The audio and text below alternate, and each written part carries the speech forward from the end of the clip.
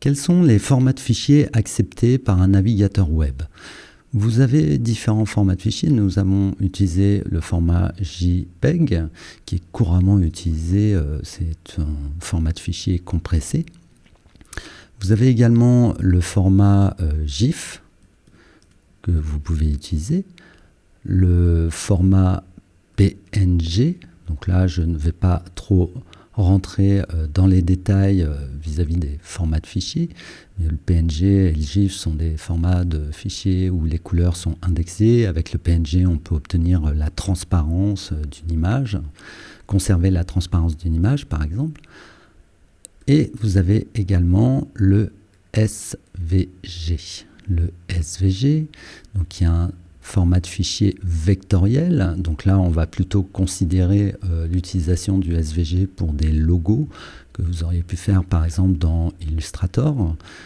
Et l'avantage du SVG, c'est que vous pouvez agrandir ou réduire votre image.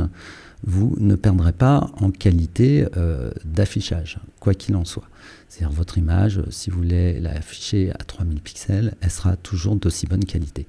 Tandis que si vous faites de même avec une image qui a 1200 pixels, vous voulez l'afficher à 4000 pixels, vous allez commencer à avoir une déperdition de la qualité de l'image. Ici, elle va être complètement floutée, pixelisée, comme vous pouvez le constater ici.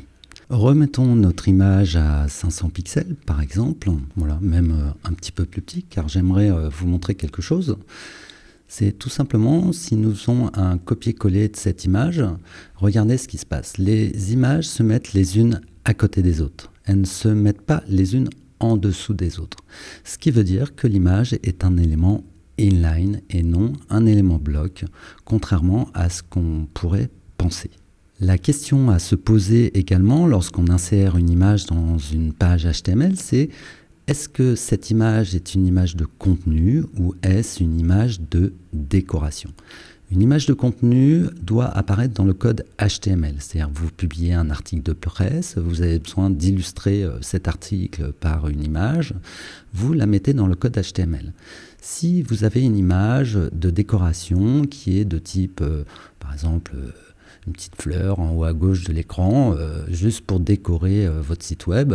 Là, en aucun cas, cette image doit apparaître dans le code HTML. Elle sera donc insérée dans le code CSS. La question encore à se poser lorsqu'on insère une image, c'est est-ce que je donne la possibilité à mes utilisateurs de pouvoir cliquer sur cette image pour avoir une vue agrandie, par exemple?